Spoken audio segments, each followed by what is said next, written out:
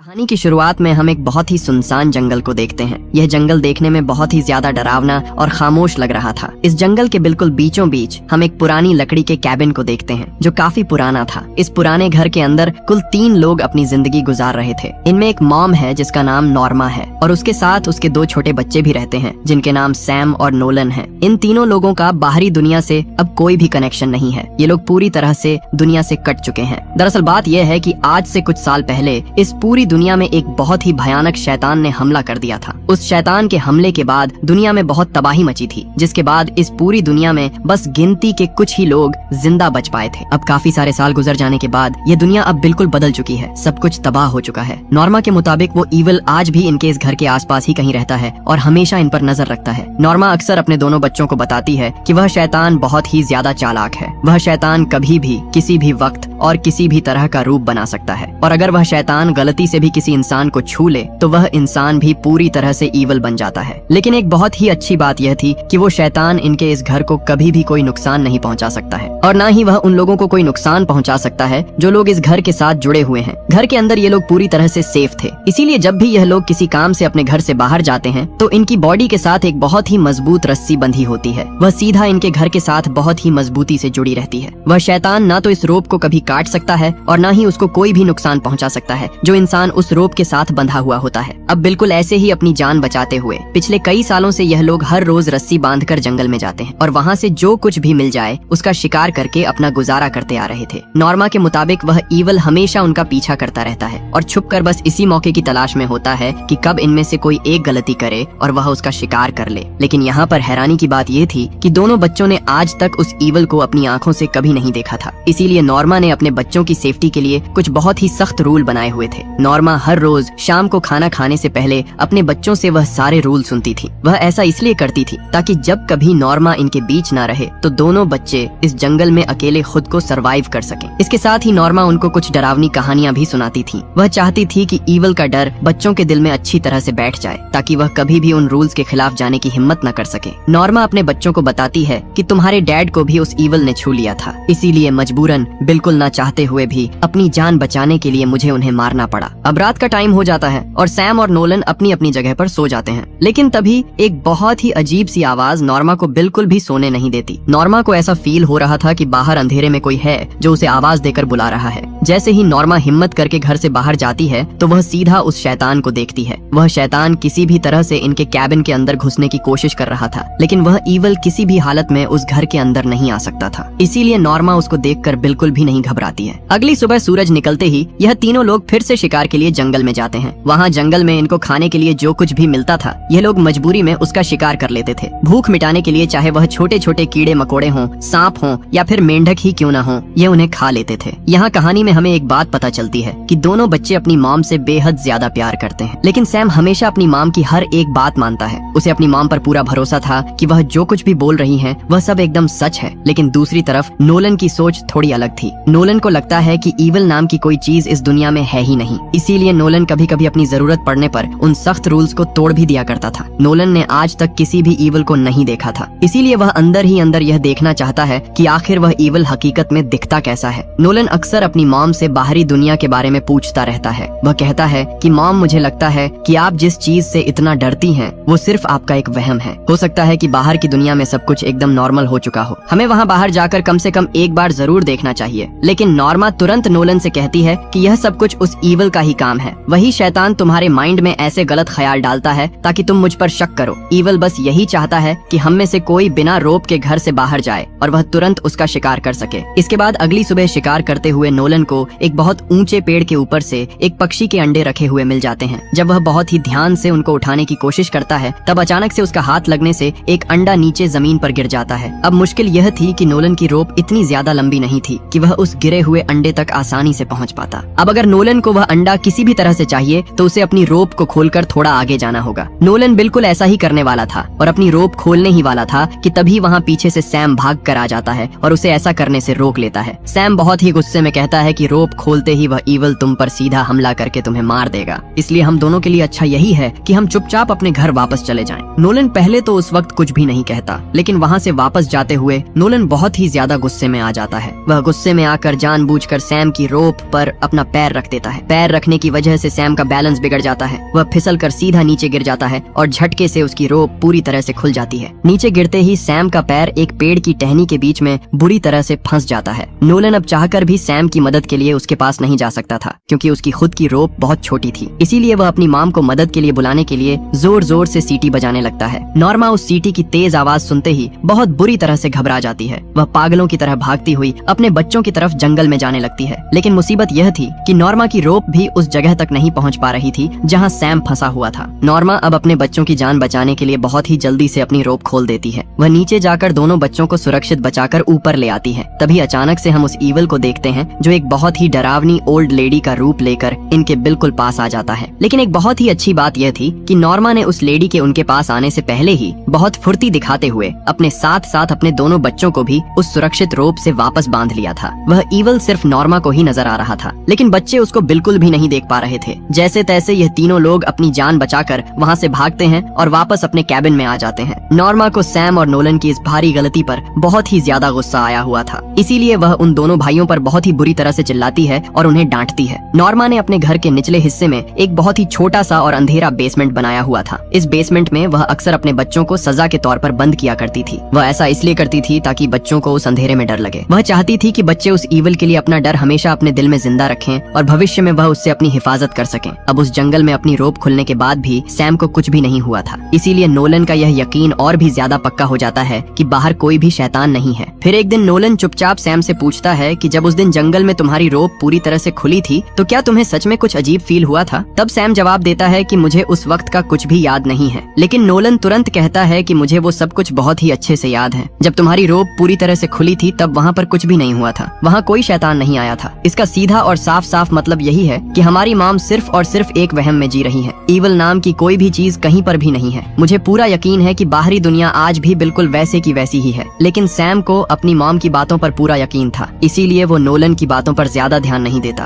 और उसकी बात टाल देता है। एक दिन नोलन और नॉर्मा अपने घर के पास बने ग्रीन हाउस के अंदर कुछ ताजी सब्जियां लगा रहे थे। तभी नोलन का ध्यान अपनी माम की कमर पर जाता है, जहां वह एक बहुत ही अजीब सा सांप का टैटू देखता है। जब नोलन हैरान होकर उससे इस टैटू के बारे में पूछता है तब नॉर्मा उसे बताती है कि मुझे वह ईवल अक्सर एक भयानक सांप की शक्ल में दिखाई देता है, इसीलिए मैंने अपनी कमर पर यह सांप का टैटू बनवाया था ताकि वह ईवल मुझे आसानी से पहचान ना सके। तब नोलन बहुत ही ज्यादा प्यार से और समझाते हुए नॉर्मा से बात करने की कोशिश करता है। वह कहता है कि माम, हो सकता है कि बाहर की दुनिया सच में बिल्कुल ठीक हो चुकी हो, हमें कम से कम एक बार तो बाहर जाकर देखना ही चाहिए। ऐसा कैसे हो सकता है कि इस पूरी दुनिया में सिर्फ हमारा ही घर सुरक्षित बचा हो? तब नॉर्मा बहुत ही गुस्से में नोलन को समझाती है कि तुम भगवान का शुक्र करो कि हमारा यह घर पूरी तरह से सेफ है, नहीं तो अब तक तो हम में से कोई भी इस दुनिया में जिंदा न होता। अब ऐसे ही देखते काफी सारे महीने और गुजर जाते हैं। नोलन को अपनी माम की बातों पर अभी भी बिल्कुल यकीन नहीं होता। अब तक तो वह पक्का यकीन कर चुका था कि उनकी माम उनसे कोई बहुत बड़ा झूठ बोल रही है और अब धीरे धीरे हालात खराब होने लगे थे, क्योंकि इनके पास खाने पीने का सामान भी बहुत कम हो रहा था। भूख इतनी ज्यादा थी कि इसीलिए यह लोग अब सिर्फ पेड़ों के सूखे पत्ते और घास फूस खाकर ही अपना गुजारा करते हैं। एक रात नोलन बहुत ही जिद करके सैम को फोर्स करता है कि हमें किसी भी हालत में यहाँ से बाहर निकलना ही होगा। मुझे पूरा यकीन है कि बाहर हमारे लिए कोई भी खतरा नहीं है, लेकिन सैम कहता है कि हम अपनी माम को इस तरह से अकेला छोड़कर कहीं नहीं जा सकते। तब नोलन उसे समझाते हुए कहता है कि अगर हम ऐसे ही यहाँ रहे तो हम सब बहुत ही जल्द भूख से मर जाएंगे। इससे बेहतर यही है कि हम यहाँ से बाहर निकलें और अपनी माम के लिए भी कुछ अच्छा खाने को ला सकें। अब इन दोनों भाइयों की यह सारी बातें नॉर्मा दरवाजे के बाहर खड़ी होकर बहुत ही ध्यान से सुन रही थी। अगली सुबह नॉर्मा अपने दोनों बच्चों के पास आती है और उन्हें एक बहुत ही पुराना कैमरा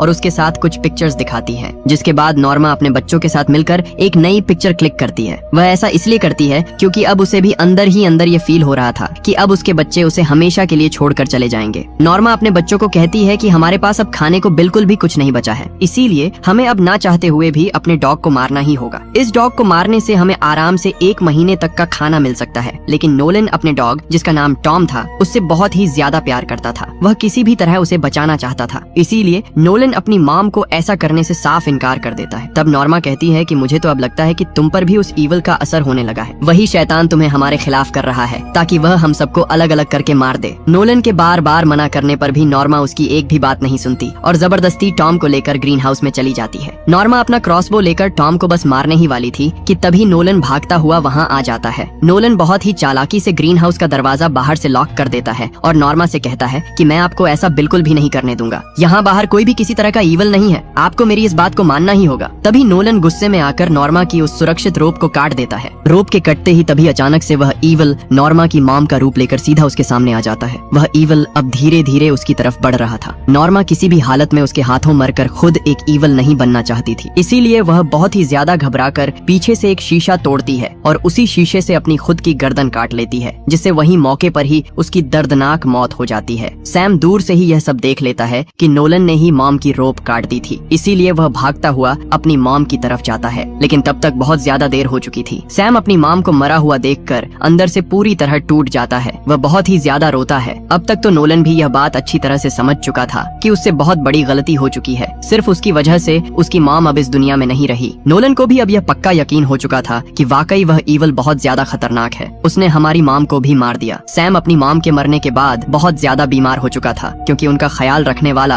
अब इस दुनिया में कोई भी नहीं बचा था। इनके पास अब खाने के लिए भी कुछ नहीं था, यानी इस जंगल में इनका सरवाइव करना अब पहले से और भी ज्यादा मुश्किल हो चुका था। एक दिन सैम की तबीयत बहुत ही ज्यादा खराब होने की वजह से वह घर पर ही रुका हुआ था, इसीलिए नोलन अकेला ही शिकार के लिए उस जंगल में चला जाता है। काफी आगे तक जाने के बाद नोलन को अचानक से एक सड़क नजर आती है। तब नोलन जोर जोर से मदद के लिए चिल्लाता है कि शायद कोई इंसान इधर से गुजर रहा हो और वह इनकी मदद कर सके। लेकिन काफी देर तक इंतजार करने के बाद भी वहाँ कोई भी इंसान नहीं आता, इसीलिए नोलन बहुत ही ज्यादा उदास होकर वापस अपने घर की तरफ जाने लगता है। नोलन बस घर के अंदर जाने ही वाला था कि तभी उसे पीछे से किसी अजनबी की आवाज आती है। वहाँ एक आदमी आता है और नोलन से बहुत ही आराम से कहता है, मैं इसी सड़क से गुजर रहा था, तभी मुझे तुम्हारी चिल्लाने की आवाज सुनाई दी। तुम किसी से मदद के लिए आवाज लगा रहे थे, क्या तुम बिल्कुल ठीक हो? नोलन को तुरंत शक होता है और उसे लगता है कि यह वही ईवल ही है जो अब एक आदमी का रूप लेकर उसको अपने बहकावे में लाने की कोशिश कर रहा है। तभी बीमार हालत में सैम अपनी मॉम का क्रॉसबो लेकर घर से बाहर आता है और सीधा उस आदमी की तरफ पॉइंट कर लेता है। वह आदमी बहुत ही प्यार से उन्हें समझाने की कोशिश करता है कि मैं तो सिर्फ तुम्हारी मदद करने के लिए ही यहाँ आया हूँ। अगर तुम्हें मेरी कोई भी मदद नहीं चाहिए तो मैं चुपचाप बिना कोई प्रॉब्लम किए यहाँ से वापस चला जाता हूँ। जैसे ही वह आदमी मुड़कर वहाँ से वापस जाने वाला था, तभी सैम बिना कुछ सोचे उस पर अपना क्रॉसबो चला देता है। तीर सीधा जाकर उस आदमी को लगता है, जिससे उसे काफी चोट आ जाती है। लेकिन वो आदमी अपनी जान बचाने के लिए रेंगते रेंगते जंगल की तरफ चला जाता है। नोलन अब उस आदमी के पास एक बैग देख लेता है, इसीलिए वह जंगल में उसके पीछे पीछे जाता है। वो आदमी अपनी आखिरी सांसें लेते लेते मदद के लिए कॉल करने की कोशिश करता है। नोलन बहुत ही जल्दी से उस आदमी से वह बैग छीनकर अपने घर वापस आ जाता है। जब वह उस बैग को खोलते हैं तो उसमें से उन्हें बहुत सारा खाने पीने का सामान मिल जाता है। इस बात से इन दोनों भाइयों को तुरंत यह एहसास होता है कि इन्होंने एक बिल्कुल बेगुनाह इंसान को मार दिया। खैर, काफी सारे दिनों की भूख के बाद जब इन्हें खाने का सामान मिलता है तो ये दोनों भाई पागलों की तरह उस खाने पर टूट पड़ते हैं। उसी रात को अंधेरे में इन दोनों भाइयों को जंगल के बीच से एक छोटी सी बच्ची के रोने की आवाजें सुनाई देती हैं। वह बच्ची बहुत ही डरी हुई हालत में इनको बताती है कि मेरे डैड किसी की मदद करने के लिए इस जंगल के अंदर आए थे, लेकिन काफी सारे घंटे गुजर जाने के बाद भी वह अब तक वापस नहीं आए। सैम को बहुत ज्यादा बुरा फील होता है और वह यहाँ उस लड़की को सब कुछ सच सच बता देता है और उससे कहता है कि मुझे लगा था कि वह कोई ईवल है, इसीलिए मैंने बहुत बड़ी गलती से उन पर अपना क्रॉसबो चलाकर उनको मार दिया। ये भयानक सच सुनते ही वो लड़की बहुत ही ज्यादा डर जाती है और अपनी जान बचाने के लिए वहाँ से तेजी से भागने लगती है। सैम भी अब उस लड़की को रोकने के लिए उसका पीछा करता है, लेकिन जंगल में थोड़ा ही दूर आगे जाने पर उसे अचानक से एहसास होता है कि वह इस जंगल में बिल्कुल अकेला खड़ा है। तभी उसे अपने आसपास वो ईवल नजर आने लगता है। लेकिन यहाँ पर सीन कट होता है और हम सीधा नोलन को देखते हैं, जो सैम की तलाश में घबराता हुआ जंगल में जाता है। नोलन को अब ऐसा लगने लगा था कि ईवल ने सैम को पूरी तरह से अपने कंट्रोल में कर लिया है। काफी देर तक सैम को ढूंढने पर जब नोलन को सैम कहीं भी नहीं मिलता तो वह निराश होकर अपने घर लौट आता है। तभी अचानक उसे घर के अंदर सैम दिखाई देता है, जो एक तरफ अपना मुंह करके बहुत ही गुमसुम हालत में बैठा हुआ था। देखते ही देखते सैम नोलन को मारने की कोशिश करने लगता है और इसी बीच वह पूरे घर को आग भी लगा देता है। सैम ने नोलन को घर के अंदर ही बुरी तरह से लॉक कर दिया था, लेकिन नोलन अपनी जान बचाने के लिए भागकर घर के उस बेसमेंट में चला जाता है। पूरा का पूरा घर आग की भयानक लपटों में आकर जलकर खाक हो जाता है। थोड़ी ही देर में वहाँ पर रेस्क्यू वाले लोग भी पहुँच जाते हैं। बेसमेंट के अंदर छुपने की वजह से नोलन की जान बच जाती है। अब हमें कहानी के अंत में यहाँ पता चलता है कि नोलन जो कुछ भी कह रहा था वह बिल्कुल सच था। दुनिया बिल्कुल वैसे की वैसी ही नॉर्मल थी जैसी वह पहले हुआ करती थी। बाहर कोई तबाही नहीं मची थी, लेकिन उनकी मॉम ने अपनी एक मानसिक बीमारी के चलते उन्हें इतने सालों तक इस जंगल में कैद करके रखा हुआ था। इसके ठीक बाद हम जंगल के अंदर पड़े हुए नॉर्मा के उस पुराने कैमरा को देखते हैं, जहाँ उसमें सैम की एक पिक्चर भी पड़ी हुई थी। उस पिक्चर को जब हम ध्यान से देखते हैं तो उसमें सैम के कंधे पर उस ईवल का हाथ रखा हुआ नजर आता है, जिससे हमें ये सच पता चलता है कि ईवल सच में एग्जिस्ट करता था। लेकिन वह ईवल सिर्फ और सिर्फ उनकी फैमिली के लिए ही था, इसीलिए उनकी मॉम ने उन्हें इतने सालों तक पूरी दुनिया से दूर इस जंगल में छुपा कर रखा हुआ था ताकि वह ईवल बाहरी दुनिया में जाकर पूरी दुनिया के लोगों को अपना शिकार ना बना सके, क्योंकि अगर वह ईवल इनकी फैमिली के साथ इस जंगल से बाहर चला जाता तो वह औरों को भी नुकसान पहुंचाता, जिससे एक एक करके सारी की सारी दुनिया उस ईवल का शिकार हो जाती। लेकिन अब सैम के साथ साथ वह ईवल भी इस जंगल से बाहर निकल चुका था, तो शायद अब बहुत जल्द पूरी दुनिया उस ईवल का शिकार बनने वाली है। और इसी सस्पेंस के साथ यह मूवी यहीं पर खत्म हो जाती है। दोस्तों, आपको ये कहानी कैसी लगी नीचे कमेंट करके जरूर बताना, और इसी तरह की बेहतरीन कहानियों के लिए हमारे चैनल को सब्सक्राइब जरूर करना।